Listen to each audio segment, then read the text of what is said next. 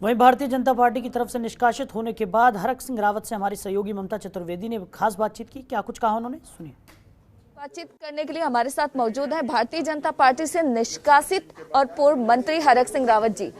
आप भावुक भी हो गए, आप दुखी हैं, क्या बीजेपी से निकाले जाने का दुख है आपको?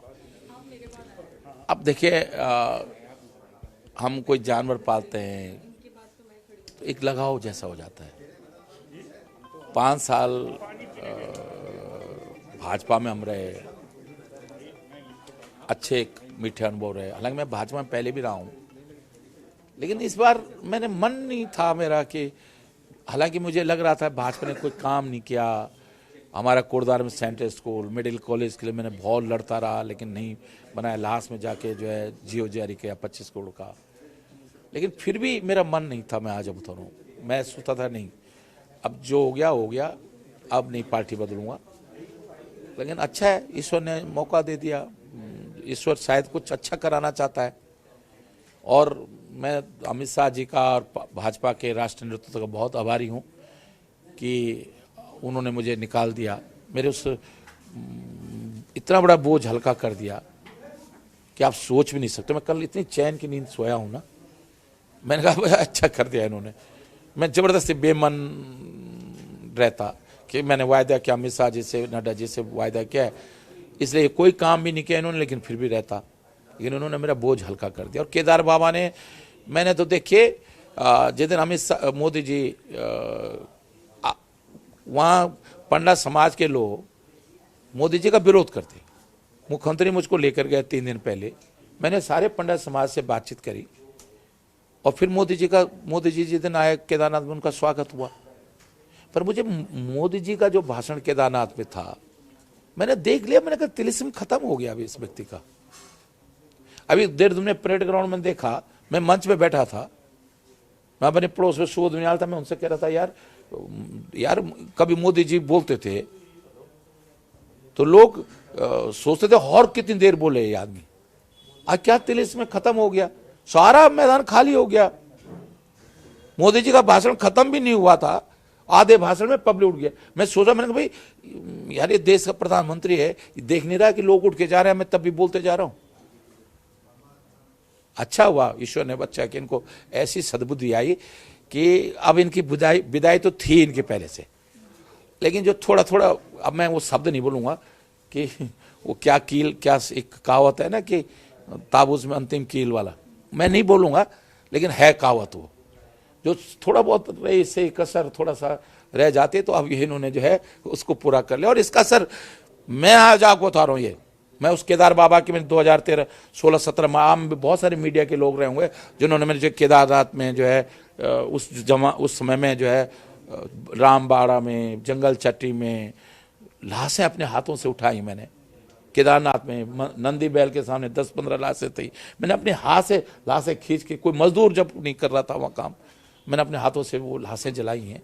मैंने 3 दिन केदारनाथ के गर्भगृह को अपने हाथ से साफ करके, तब उसकी सफाई करके, तब वो किया है। अगर मुझे लगता है वो केदार बाबा मेरे माध्यम से जो है कुछ अच्छा कराना चाहता है। बीजेपी ये कह रही है कि क्योंकि आप अपने लिए और अपनी बहू के लिए भी टिकट मांग रहे थे, इसलिए निकाला है, इसमें कितनी सच्चाई है? देखिए, इससे बड़ा झूठ मुझे अच्छा लग रहा है कि जब ये कह के ना ये आरोप लगा रहे हैं मुझ पे कि मैं 2 टिकट मांग रहा था। अरे इनके सिद्धांत कहां चले गए? क्योंकि पिछली बार जब इनको लग रहा था सरकार नहीं आएगी, तो इन्होंने तब यशपाल आर्य और उसके लड़कों को, तब तुम्हारे सिद्धांत कहां गए? जब तुमने मुन्ना चौहान को और उनकी पत्नी को टिकट दिया, तुम्हारे सिद्धांत कहां चले गए? अभी राजनाथ सिंह जी सेंट्रल मिनिस्टर हैं, पंकज को तुमने यूपी में एमएलए दिया, कहां सिद्धांत चले गए तुम्हारे? और ऐसे ये तो मुझे ही 2-3 आम मीडिया वालों तो शायद मुझसे ज्यादा उदाहरण होंगे इनको मालूम, मुझको तो इतना ही, जितना मैं जानता हूं उतना ही मालूम है। किस बात के सिद्धांत, कौन से सिद्धांतों की बात कर रहे हैं? तो क्या आपको लगता है कि बीजेपी समय और सिचुएशन के हिसाब से सिद्धांत में परिवर्तन कर रही है? यूज एंड थ्रू ये सोचते हैं कि एन के एन प्रकार सरकार बनानी है, और ये छोटे स्वार्थ के लिए मध्य प्रदेश तोड़ दिया, कर्नाटक तोड़ दिया, गोवा तोड़ दिया, हमको उत्तराखंड, मैं तो मिनिस्टर था, 11 विभाग थे मेरे पास कांग्रेस सरकार में, मुझको खुद बुला के कहा गया, मैं अब आगे की बात नहीं खोलूंगा।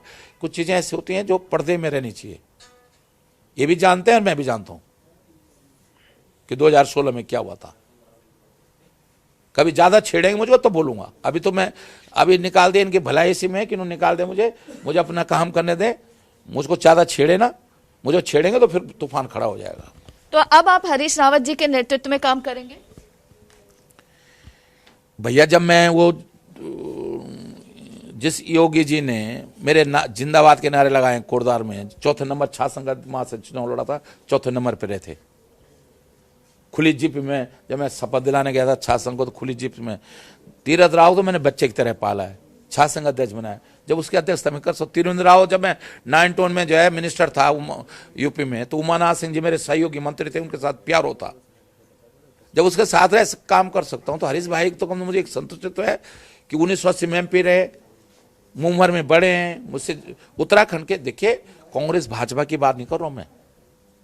अगर पूरे उत्तराखंड में अगर किसी व्यक्ति की, देखिए हो सकता है मेरे उनसे मतभेद है, मैंने कांग्रेस छोड़ी उनसे नाराजगी को लेकर, लेकिन मैंने उसके बावजूद भी कहा, हमेशा कहता हूं मैं इस बात को, उत्तराखंड में जनाधार वाला नेता जो है, जिसके धारचूला से लेकर गंगोलीहाट तक, धारचूला से लेकर मंगलौर तक, जोशीमठ से लेकर और जसपुर तक, पूरे प्रदेश के अंदर जो जिसके वो है वो हरीश रावत जी हैं।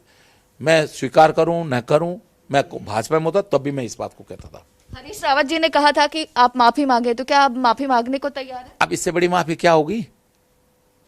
इससे बड़ी माफी क्या होगी कि अब भाजपा की विदाई, भाजपा के जो मूल फिलॉसफी है, मैं उसके लिए एक गिलहरी बनने जा रहा हूं।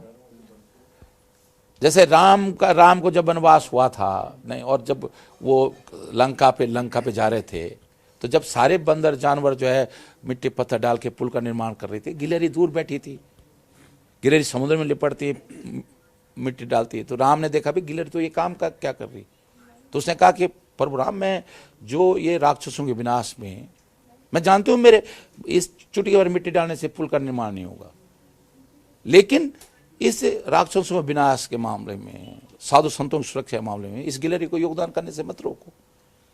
अब मैं उत्तराखंड से भाजपा की विदाई के लिए, उत्तराखंड में एक अच्छी सरकार बने, उत्तराखंड में नौजवानों को रोजगार मिले, उत्तराखंड का चौमुखी विकास हो, उत्तराखंड के स्वास्थ्य सेवा अच्छी हो, उसके लिए एक गिलहरी के रूप में मैं अगर आज अपना योगदान देने के लिए तैयार हूं, तो इससे बड़ी माफी क्या हो सकती है? आखिरी सवाल, अब आप अपनी भूमिका कांग्रेस पार्टी में कहां देखते हैं, और इसके अलावा क्या टिकट को लेकर कोई शर्त है? कोई ना भाजपा में शर्त थी। हरक सिंह रावत, अब वो जमाना चला गया जब हरक सिंह रावत को टिकट मांगने की जरूरत पड़ती रही होगी। हरक सिंह रावत के दरवाजे में लोग टिकट देने के लिए आते हैं। आप सोचो, मैं कोई कभी नहीं, मैं कांग्रेस में भी 2002 में नहीं टिकट मांगने जाता हूं किसी पे। अब ये मैं तुम मेरी छोटी बहन जैसी हो, मतलब तुम हो सकता है सर, जब न्यूज चैनल नहीं होते थे, दूरदर्शन में यूपी के समय में केवल दूरदर्शन होता था। मयंक अग्रवाल जो DG दूरदर्शन है, वो मेरे साथ क्लास फेल रहा, साथ पढ़े हम 9 से लेकर BSc तक। तो उस जमाने में 8:30 बजे की जो न्यूज होती थी हरक सिंह रावत पे, कल्याण सिंह की नहीं होती थी, हरक सिंह रावत में सुकुड़ताल में टूरिस्ट बंगले का उद्घाटन, गढ़मुक्तेश्वर से टूरिस्ट बंगले का उद्घाटन करो। लोग कहते थे यार मीडिया में क्या पकड़ है इस व्यक्ति की, जो है नेशनल न्यूज में हेडलाइंस में जो है एक छोटे टूरिस्ट बंगले गढ़मुक्तेश्वर टूरिस्ट बंगले का उद्घाटन कर रहा है, दूरदर्शन में न्यूज 8:30 बजे न्यूज आ रहा है। तो अगली पारी आपके मुझे लेकिन अच्छा है जो ईश्वर, मैंने कहा ना कि हर चीज अच्छे के लिए होती है। आज हमें लगता है बुरा हो रहा है, लेकिन उसमें कोई ना कोई अच्छाई होती है। अब आप कांग्रेस में जा रहे हैं? बातचीत करूंगा। मैंने अभी कल तक तो ये जब मैंने कहा ना, ये सब कुछ जो एपिसोड था, ये सारा एपिसोड उपन्यास की तरह था, कल्पनाओं पे था, लेकिन अब धरातल पे आएगा। खबरों के निष्पक्ष विश्लेषण के लिए सब्सक्राइब करें Janatantra TV and press the bell icon. Never miss any update.